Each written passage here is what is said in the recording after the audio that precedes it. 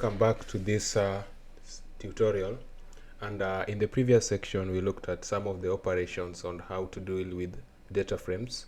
Today I want us to take a different direction and look at some of the basic data exploration techniques that you will apply in your data when you are working on a project or when you are working onto a data analysis or a data science project.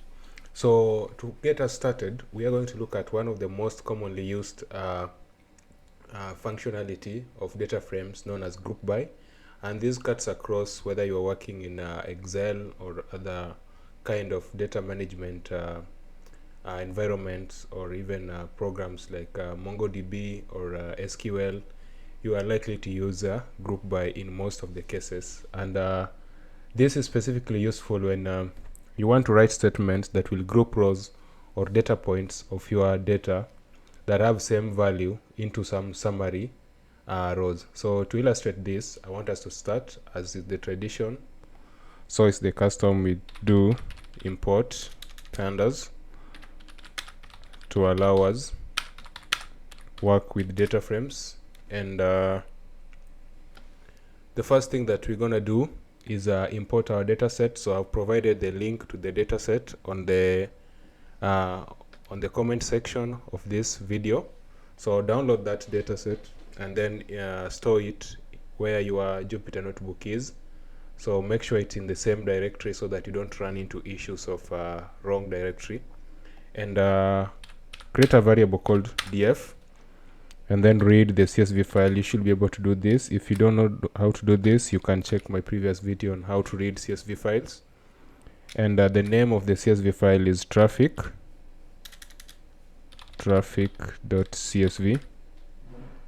and of course it's a string.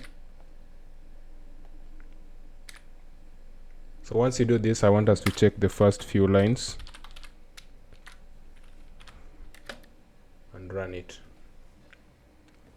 So apparently it tells me I don't have got that data. Let me just confirm to make sure that it's in the right directory. So to avoid this kind of problems, make sure that your data point or your data set is in the same directory as the one where you're working on. So let me just do that. Confirm. Yes, so it should be in the same directory. Now, the first thing that you want to do with this data set is to show you how you can group data by a certain condition. So let's say, just a little background about this data set. This is a data set that I've just generated. It's random, it doesn't mean anything, but I try to make it more useful for this tutorial. So it's some data that was collected of at a traffic point. That is the background of the data, and it shows the amount that people are charged based on speeding, so based on the traffic violation, and also it recorded the speed at which these people were traveling before they were arrested. The third column indicates the day in which the amount was charged and when the event was recorded. The fourth column represents the gender of the driver. The fifth column is the age, and then the sixth column is a history of their previous offenses, if there's any, and then lastly is their driving experience, how many years have they drove. So it's a very simple and straightforward data set. I just generated it randomly for the purpose of this tutorial. So assuming that you want to know the mean speed of each day of all the people that were recorded for these offenses, one of the first things you could do is to use the groupby function in pandas. So the groupby function allows you to summarize the rows based on a certain rows with similar properties. So in this case, I'm interested in knowing the average speed of all the recordings that were done on each day. So I want to get the average speeds for Saturday, Sunday, Monday, Tuesday, Wednesday until Friday. So to do that, I'll just call the data frame name, which is df. Then I use the pandas groupby function, group by, And then inside here I specify the column that I'm interested in. So I'm interested in grouping this data by the day in which the data was recorded. So I'm going to have that as a string inside my bracket. And then I'm interested in knowing the mean speed. So speed is the column name here. And then I just do dot mean, which is the same as average. So mean is average for those who might be doubting. So if I run this, it's going to return the mean speed for each day. So the mean speed on Friday was 114. So it shows you that most people were overspeeding on Friday. On Monday, the speed was 76, a bit slow. Saturday, 107. Sunday, 102. Thursday, 103. And Wednesday, 100. So you realize that Fridays and Saturdays have got the highest speed. Probably people are rushing to go to parties or something like that. So that is something that is left for the subject expert. But from your data set or from your analytics, you can clearly tell that the busiest days or the days that people are overspeeding from this data set are the days towards the weekend. So the reason for that is where the subject matter experts come in. So that is how you can group this data by simply specifying how you want to group them by day. So let's try something else. Let's first of all filter this data by gender. So I want us to return all the data set that only correspond to male. So df.gender, so that is our column, and then I'm only interested in to return let's do female.